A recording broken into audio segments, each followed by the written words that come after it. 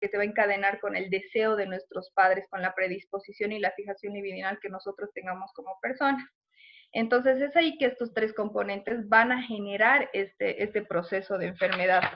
Y algo muy importante que debemos mencionar es que en este momento cada palabra, o sea, que nosotros digamos las historias en las que estemos envueltos, el texto lo plantea de esta manera y dice, sus palabras, una sola causa, su cuerpo enfermo. Y eso es algo muy importante que debemos tomar en cuenta. Todo lo que pasa en cuanto a las relaciones familiares y sociales es en torno a esto. Netamente la enfermedad que vivimos en este momento. Entonces, a raíz de estos tres componentes es que nosotros vamos a ir desarrollando poco a poco lo siguiente. ¿Cómo se va a dar esta elección del órgano? Vamos a ver que si nosotros consideramos la insuficiencia renal como una enfermedad psicosomática, les hablaba del lupus, esa es una enfermedad autoinmune, o sea, es decir, un contragolpe del mismo cuerpo hacia los órganos sanos. Entonces, esta parte de los riñones va a entrar dentro de este tipo de enfermedades que se van a ver muy, muy envueltas en la parte psicológica. Entonces, podemos mirar con más atención el proceso terapéutico. Si nosotros la consideramos de esa manera como una enfermedad psicosomática, nuestro campo de visión para tratarla va a ser muchísimo más amplio. Vamos a poder nosotros tratar con esta persona a raíz de trasplante, a raíz de su propia enfermedad, para una aceptación positiva de este mismo órgano.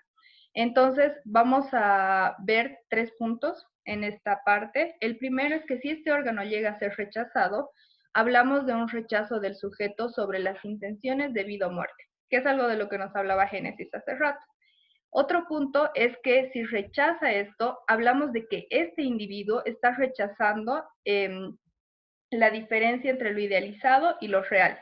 Y esto viene a raíz del punto principal que les había hablado, sobre la idealización de los padres. Entonces, si tenemos, por el contrario,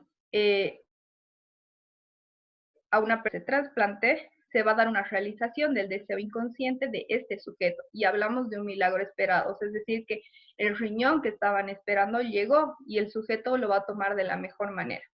Sin embargo, hay algo que debemos tomar muy en cuenta, que es que, no sé si alguna vez lo han escuchado, una frase muy típica es que jamás toleraría tener en mi cuerpo algo que es del otro. Y eso es algo que va a influenciar muchísimo en la aceptación o en la negación de este acto. Entonces, podemos decir también, bien, que, el estado del paciente después del trasplante es nuevo en todos los sentidos, es lo que les decía, que el paciente no recupera ni su órgano, ni su estado de salud, ni el tiempo en su enfermedad. ¿A qué se refiere? Que el órgano obviamente ya ha sido perdido. Como les decía, esto que está ingresando en este nuevo ser es algo totalmente desconocido. Después hablamos que el sujeto siempre va a comparar el tiempo en el que ha vivido con la enfermedad y cómo está ahora. Es decir, no puedo comer sal como antes, no puedo comer una hamburguesa porque me pasa esto. O sea, todo el tiempo va a haber una comparación y el tiempo de su enfermedad va a ser un tiempo perdido totalmente. Pues es decir, si el sujeto ha estado, qué sé yo, con esos dolores o estas molestias durante un año, todo ese año es perdido para él. Nunca lo va a poder recuperar ante cualquier circunstancia. Bien, después hablamos sobre los aspectos que debemos considerar. El paciente debe prepararse a recibir un órgano ajeno de otro que trabaja por él. El sujeto solo reconocerá algo como propio por la vía de la ley.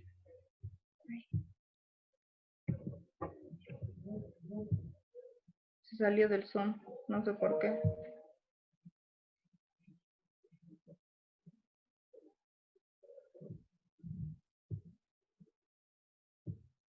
Le dicen, perdón, no sé, estoy teniendo una pequeña falla. No sé si logran ver ahí otra vez.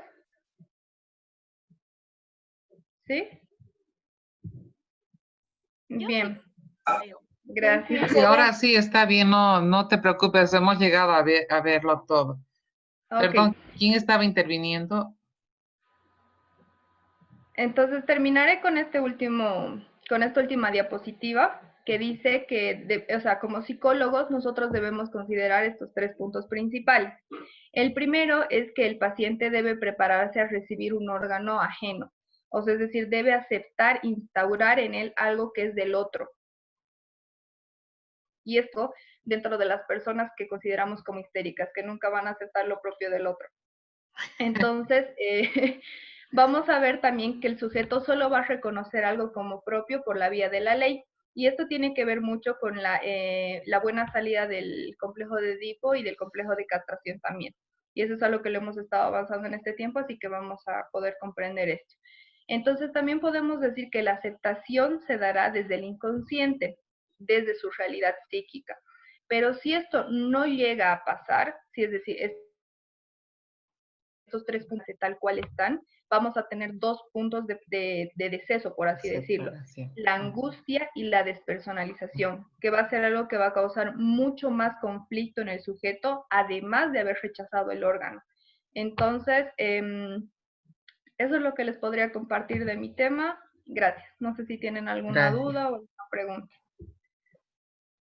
¿Quieren comentar algo? Los dos temas son relacionados, son bonitos. Esto de la despersonalización es algo patológico, sí ocurre. Esto no me pertenece, no es mío, quiero cercenarlo, ¿no? Uh-huh. Eso tiene que ver mucho con la frase que les decía, ¿no? Que jamás vamos a tolerar tener en el cuerpo algo que es del otro. Ujú. No aceptarlo como nuestro.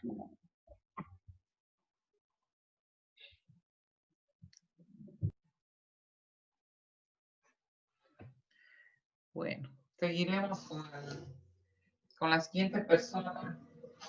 Le toca a Madali. Sí, Lisa, me toca. Adelante, Buenas noches, ¿cómo estás? compañeros. Adelante. ¿Puedes poner el video para que te veamos?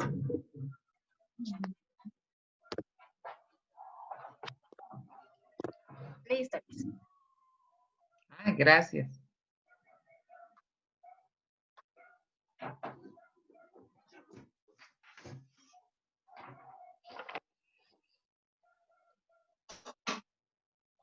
Ya.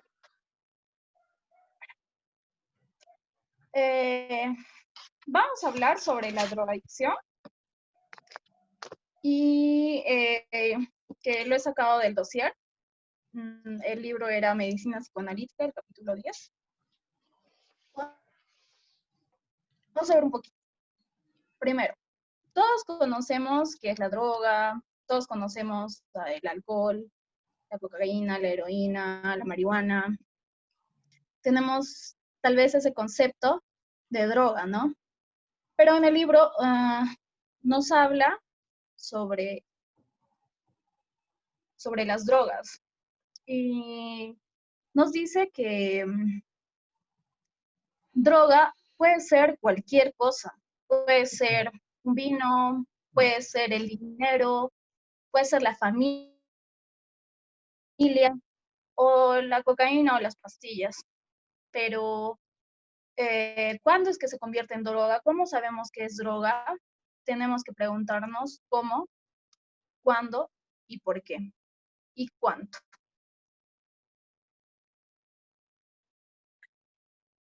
¿Por qué y para qué se va a utilizar la droga? La droga en sí, las personas las van a utilizar para poder calmar lo que es la ansiedad que llevan dentro. Hay drogas, ¿por qué razones? Las razones las cuales las personas tienen sobre esta adicción, si se podría decir, son muy encubridoras.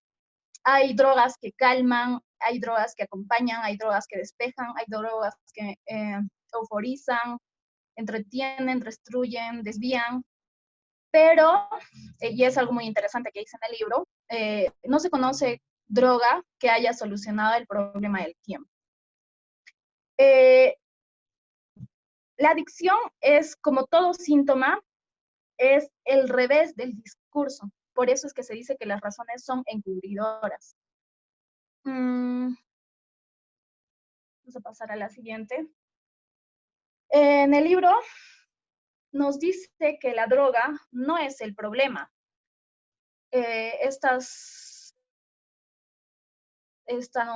La cerveza, las drogas, por así decirlo, las pastillas, no son el problema.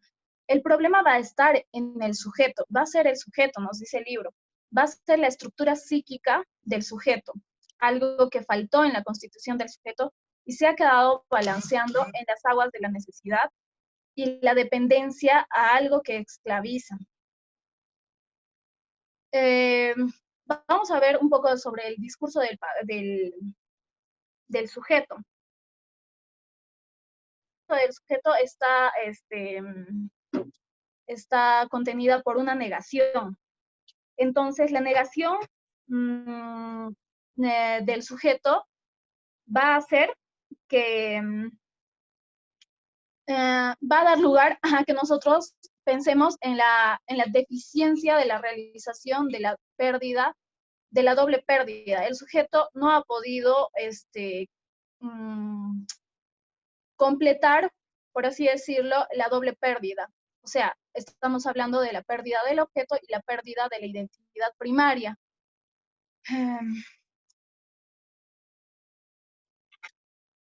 El hombre o el sujeto o el adicto en este caso va a intentar crear un mundo imaginario de alucinaciones, del cual se concibe a sí mismo como el primer eslabón de una especie nueva y superior a un mutante, un mutante. Entonces, a través del lenguaje, vamos a ver que el adicto va a rechazar lo que es la realidad para poder evocar ese otro mundo y para darle a esa irrealidad un lugar en el seno mismo de la realidad que nunca dejó de conocer. El hombre se va a sentir, por eso es que a veces vemos en el adicto que es cuando nosotros queremos hablar con él, el hombre, el adicto o el sujeto, no va a hacernos caso aislado de las personas, porque el otro va a llegar a ser un intruso en su mundo, ya que, como hemos visto, él se va a creer el único hombre como nueva especie. La sexualidad del adicto se ve considerablemente reducida a la relación que tiene consigo mismo y con el objeto de su adicción, o sea, con la droga.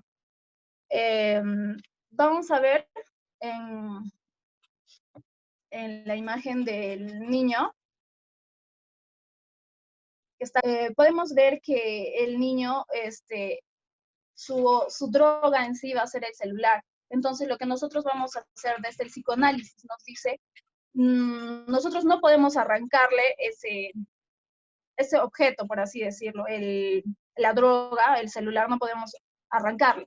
Lo que vamos a hacer va a ser que vamos a introducir al sujeto en el campo del deseo, ya que el sujeto no conoce el deseo, solo está sumergido en un mundo de goce.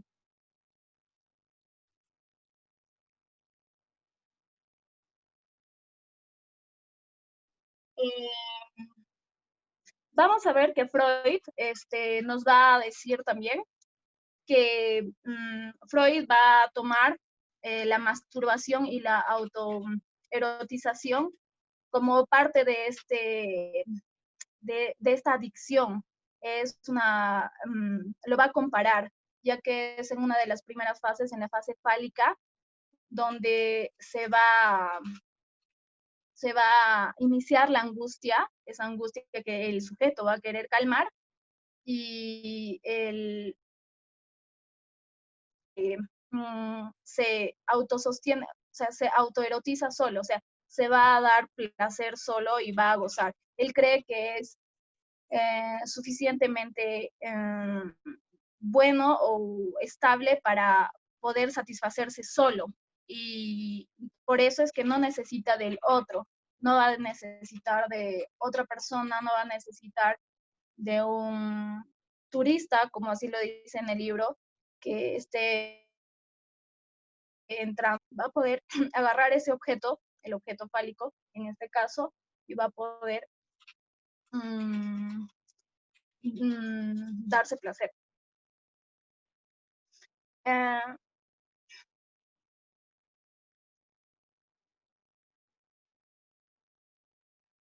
Vamos a ver un poquito sobre lo que es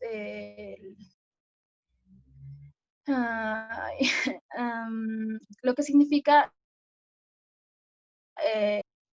adicto se va a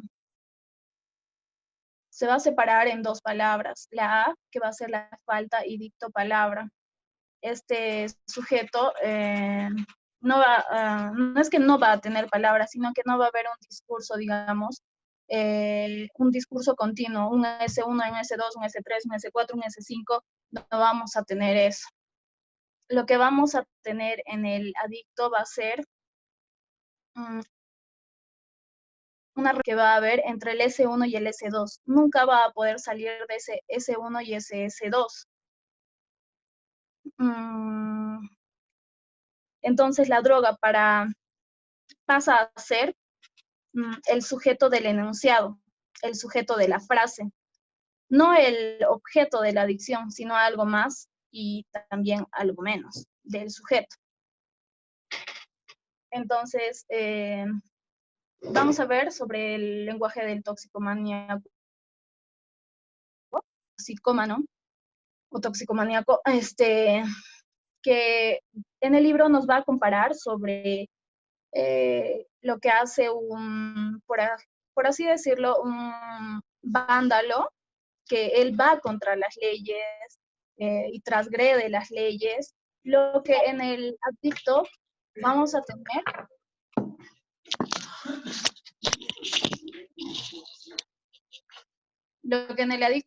tener que, bueno, el adicto en el lenguaje no va a ir contra las leyes, sino que el adicto, o para el adicto no va a existir. Entonces, en esta parte, el adicto, su objeto de placer se va a convertir en un objeto de necesidad. En el libro está abierto. Entonces, vamos a tener ahora un objeto de necesidad. Lo que en el psicoanálisis tenemos que preguntarnos, ¿por qué es que el sujeto no puede procesar de diferente manera ese objeto de necesidad? ¿Por qué es que se queda en el objeto de necesidad y no puede salir de ese objeto de necesidad? En el libro nos comparaba sobre los médicos que nos dice que un médico, un cirujano, para una histérica le hace como que le cumple, digamos, sus caprichos, por así decirlo, o sea, cumple una función positiva. Lo mismo, digamos, y un adicto que en algunas situaciones igual va a seguir dándoles drogas para poder tal vez alejarse de las otras drogas, pero de todas maneras está con otra. Lo que nos dice en el psicoanálisis va a tomar el discurso del paciente, vamos a trabajar con el discurso del paciente y para poder, como ya había indicado antes, para poder ver por qué es que el sujeto no puede cambiar de posición y podría cambiar ese objeto de necesidad a otra, o redirigirlo. Entonces nos dice que la función de este lenguaje va a ser que en un mundo de goces sin palabras, fuera de límites del yo, va a haber territorio imaginario de alucinación. La droga en sí, entonces, tratará de tapar, tener ese sujeto del otro. No va a poder atrapar eso que dice buscar. Simplemente le va a dar una ilusión o, claro, una ilusión de lo que quiere alcanzar, pero no lo va a alcanzar con la droga.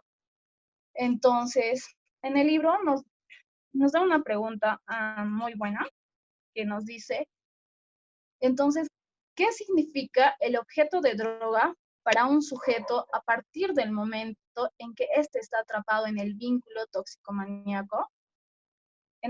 A partir del momento en el que el sujeto se va a enganchar a esta droga, en que el estado de dependencia que va a tener este sujeto va a ser como una perversión de la realidad por la fascinación que va a ejercer este objeto y su sobreestimación. Entonces, no va a atrapar lo inatrapable, sino que va a atrapar, sino que es atrapado por ese objeto.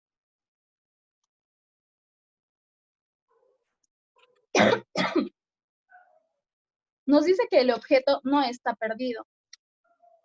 Si analizamos como reacción a una pérdida o separación.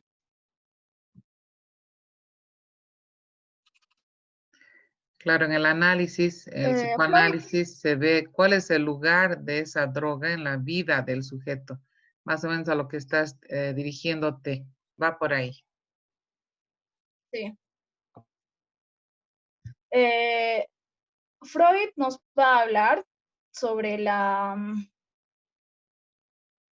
angustia y las transformaciones de la angustia que se tiene.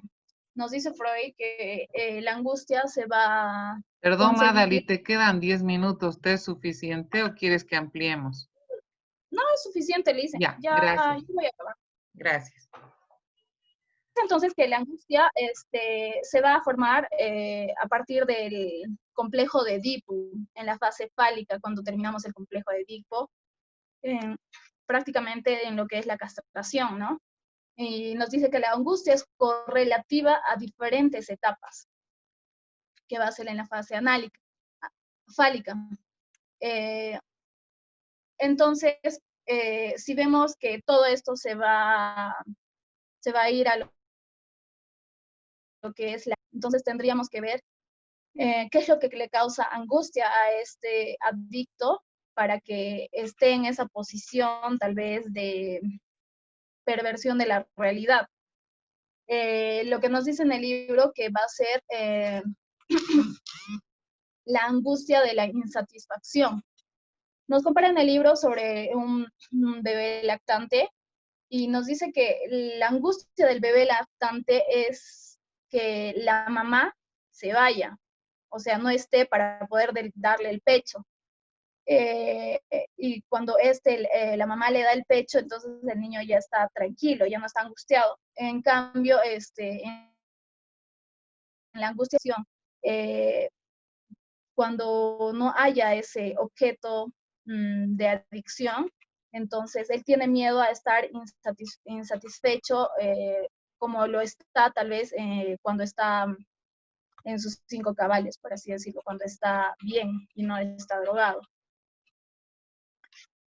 En el libro hace una comparación muy bonita sobre lo que es el niño y el adulto. Nos dice que en el niño, la angustia del niño sobreviene ante la falta de la persona anhelada, esa que sin falla calma. Pero en cambio la angustia en el adicto sobreviene ante la falta de ella total, o sea, de la droga. El peligro del niño no solo es salvado por la asistencia. El peligro del niño es salvado por la asistencia de la mamá. Pero en cambio en el adicto va a estar este peligro va a estar taponado a modo de salvación, que no le va a completa pero le va a hacer creer al adicto que sí está salvado, por así decirlo. La respuesta del niño es adecuada a la prematurización del nacimiento o cuando nace, y es eficaz en tanto hace acudir a la madre, o sea, es eficaz y, o sea, está acorde a la edad cuando el niño nace, ¿no? Pero en cambio en un adulto o en un adicto no es adecuado, por más que se pueda ver de cualquier lado, no es adecuado. Y no es adecuado causa en el adicto. El niño crece, el niño crece y el adulto está cayendo. Entonces el niño se va para arriba, en cambio el adicto está cayendo. Para el niño, el otro es muy fundamental. En cambio, para el adulto, el otro es un invasor, un extranjero, como ya le me habías dicho antes.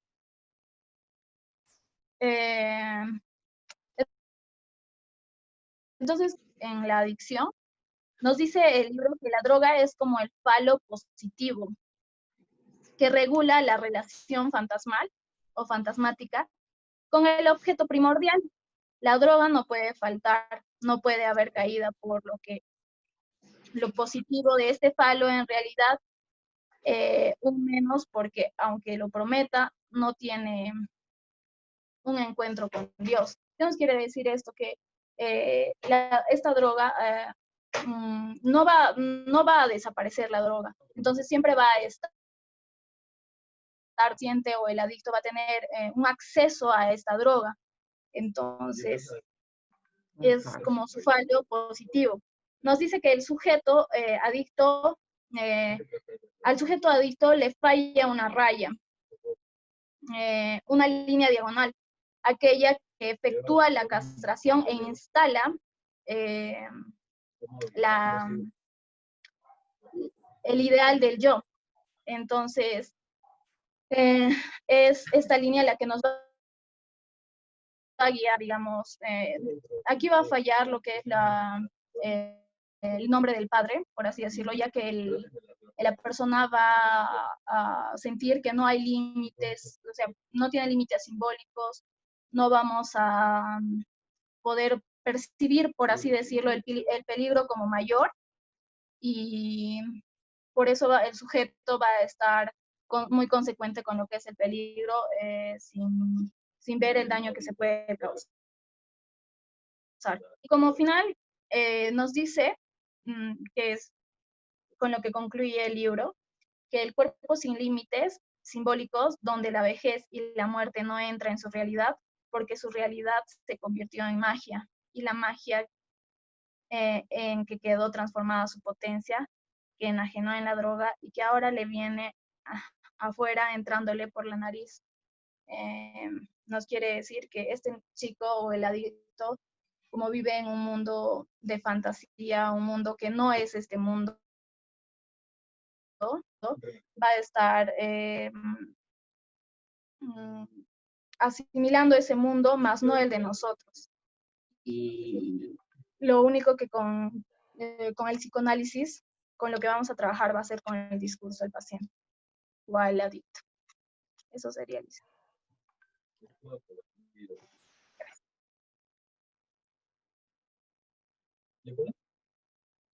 Estoy como...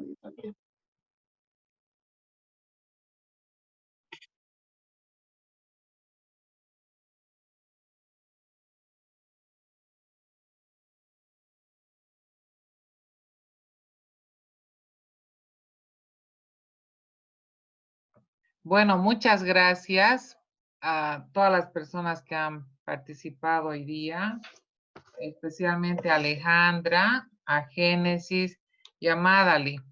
Las tres lo han hecho muy bien, les agradezco mucho, les felicito, se han preparado muy bien, los temas que han elegido han sido muy lindos, espero que a todos también les haya gustado. La próxima semana, el 5, va a dar, el viernes, perdón, Paola, Joana y Rodrigo. Por favor, prepárense para las, ¿a qué hora hemos quedado? 8:30, 8:15 voy a poner, por favor, ¿ya? 8:15. Y han salido ya la nómina de exámenes, acaban de pasarme. Ya han salido los exámenes, ay, finales. Entonces, les voy a escribir por WhatsApp qué día los toca. Recién voy a ver, bueno, el correo y les comento. Y el viernes continuamos, entonces, por favor, muchas gracias a todos. Cuídense mucho y el viernes nos volvemos a encontrar. Muchas gracias, Listen. A Hasta luego, ustedes. Hasta luego. Gracias. Chao, Gracias. gracias. Luego, Luis. Chao, chao.